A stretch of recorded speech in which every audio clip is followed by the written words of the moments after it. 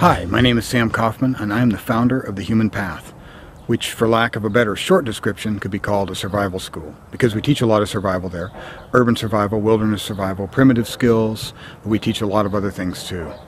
A lot. And I'd like to explain a little bit about how our classes are laid out, what the difference is between our core classes and our elective classes, and what our specialties are, or our paths as we call them, and how all of that works, and how what the vision is behind the Human Path as a survival school and as a community. First of all, let me just say that any of the information that I'm giving to you on this video can also be found on the website at thehumanpath.com, and you can look there and see the structure, the vision, the curriculum, how the curriculum is laid out. But I'm also going to explain it here, and I'm going to have some visual video and pictures and diagrams that will help you understand a little better as to how our courses work, what kind of school we actually are, and what you can learn, and what you can get out of our courses, both in the sense of skills as well as experience.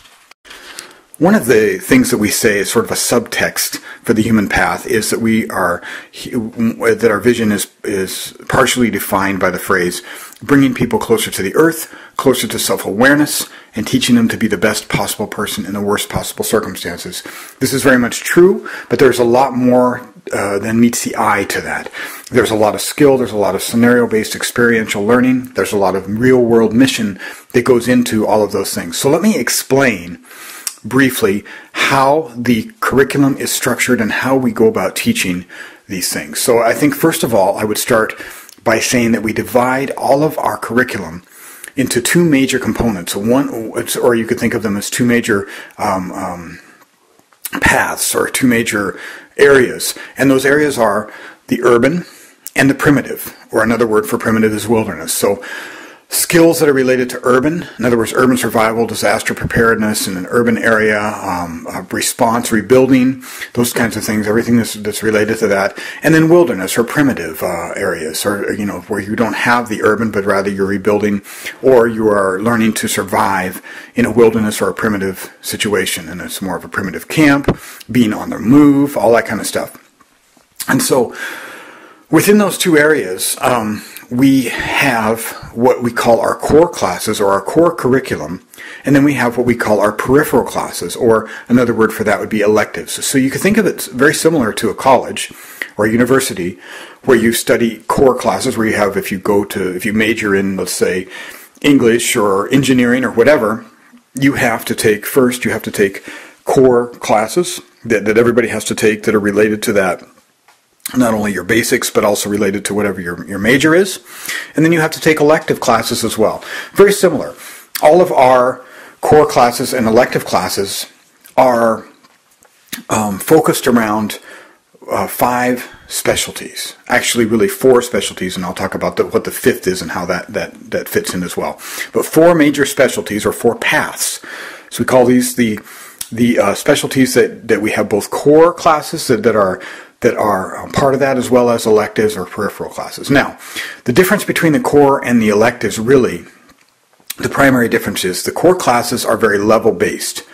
So you cannot proceed up the ladder in any of the core areas without starting out at the basics, and it actually is called the basic. It's called the core basic. There's a primitive core basic, and there is an urban core basic. And if you want to take depending on what direction you want to go, you have to take one or the other. A lot of people take both. Those are the core basics, and that's the core. Now, the peripheral classes, or the elective classes, feed into all those different subjects as well, and they are partially required, depending on what the electives are. Some of them are required as part of the core study for people on the core path, but the peripheral classes are also open to everybody. Okay, they're open to anybody who wants to just come in and take a class at our school and doesn't want to go through the core basic, doesn't want to be in a core program necessarily, or just wants to cherry pick some information. That's great, that's fine, and that's what our school is all about, is being able to give that information out to everybody. The reason we have a core program where you have to start at the core basic and move up is because it is much more intense. It's much more scenario oriented. It's much more related to or oriented towards learning under stress. learning under duress. It's part of forming a community. It's part of learning to trust and be part of a team. So the core classes and the core curriculum is really it's something that is more of an experiential and longer kind of commitment that the person generally comes into. Now, a lot of people come into peripheral classes like tracking or like herbology, and they end up going into core classes because they see what's going on and they like it and they go for it. There's nothing preventing you from doing that, and there's nothing preventing you from just coming in to experience only the elective classes, and that's all. So that is the core versus the electives. So let's talk a little bit about the core program and how that works. To start with, if you're interested in the core specialties, you have to start from the core basic. Now, there are two core basics. There's an urban core basic and there's a primitive core basic. Each of those core basics is 50 hours, actually a little more than 50 hours, but approximately 50 hours of curriculum. These classes are offered in two different ways throughout the year. Once a year, they're offered as a 5-day class, both the urban and the primitive. So two separate classes are offered as a 5-day class from Monday through Friday.